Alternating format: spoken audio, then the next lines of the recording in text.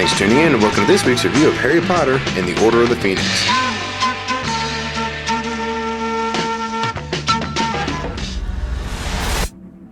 Showtime. You're a really good teacher, Harry.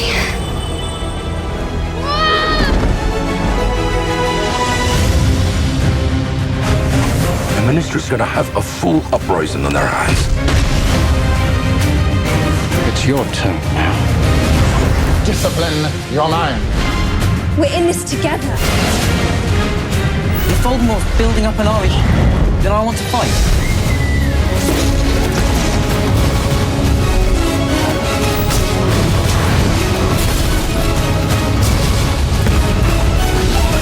Look at me!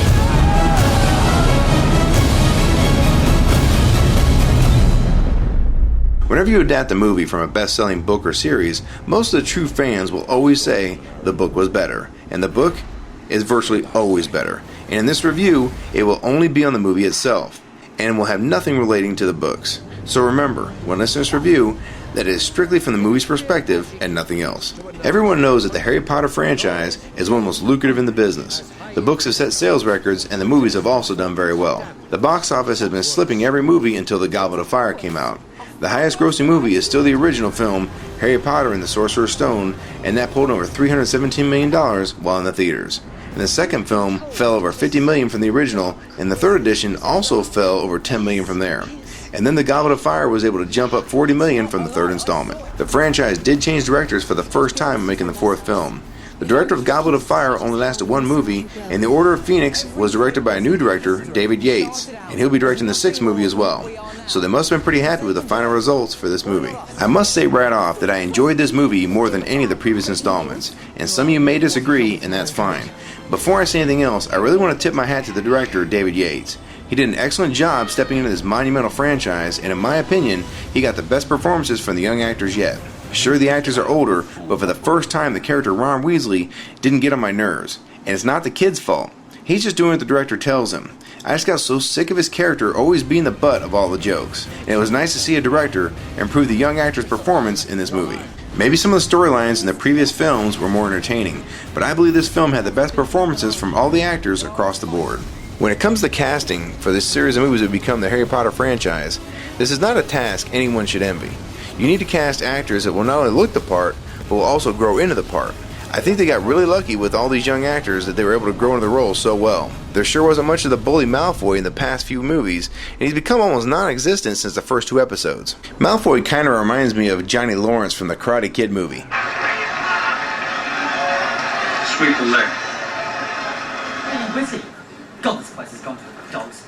Wait until my father hears that Dumbledore's got this oath teaching classes. Shut up, Malfoy.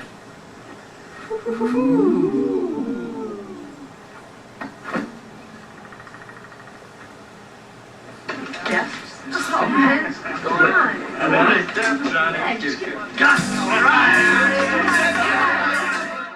Except Johnny used to be able to back it up in the movie. Whereas Malfoy gets his butt handed to him in almost every movie. He even gets beat up by the girl.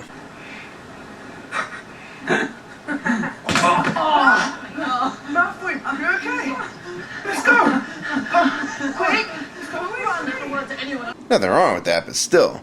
He's just not the most threatening character I've ever seen in a movie. Now he's more like comic relief. I thought there'd be more of a rivalry between Harry Potter and Malfoy, but so far that's not happening. Maybe in the future. When it comes to the older cast members, you're really not going to do any better than Alan Rickman and Gary Oldman. They're incredible additions to the series, and I especially like the reveal of Alan Rickman's character in this film. This gave a lot more depth to his character, and I also must say that Michael Gambon has done an excellent job replacing the late Richard Harris. I was more a fan of Harris playing the part, but Gambon has done a good job of filling those big shoes. As far as characters go, you're definitely going to hate the teacher that comes to dominate Hogwarts. It's kind of like the Sunday school teacher from hell. It's kind of like Mary Poppins or Mr. Rogers meets the Exorcist. Probably the biggest strength of this series is the ability to use whatever special effects they desire.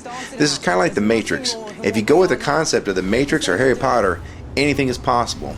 And with the effects capabilities of today, the only limitation is the imagination of the writers and the effects artists. That's quite a deep pool to draw from. On a quick side note, don't take really young kids to see this movie. It will scare the crap out of them. This is a pretty dark film, and I can tell you this, if you have a really young child, they'll be making all sorts of noise. It's nothing really horrible, but for those of a fairly young age, it's going to be kind of overwhelming for a child of under 3 years old. There were many moms walking in and out trying to get the tiny ones to keep quiet. I even had to move seats because I had babies crying in full stereo for about a minute. And that's what I pay my money for, not for the movie, but I want to hear babies crying in both of my ears. One other thing that I really liked in this movie was that some of it was filmed in the snow. Now there's not many movies that ever do this because it's continuity hell, and most savvy directors won't even bother with it because it's just too much of a headache to do, but it does look beautiful when you get it on film.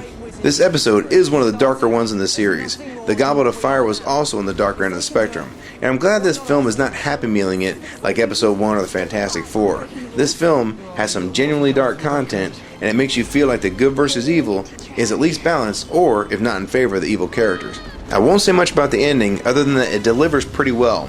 I felt that the climax of the movie was sufficient, and the real trick to this series is that we all know there'll be 2 more installments in the near future, and this one is only another go-between the first film and the last one.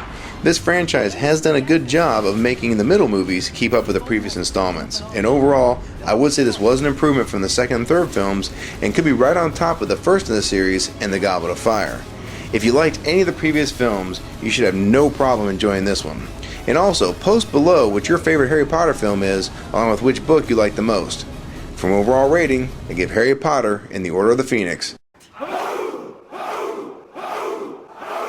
4 stars.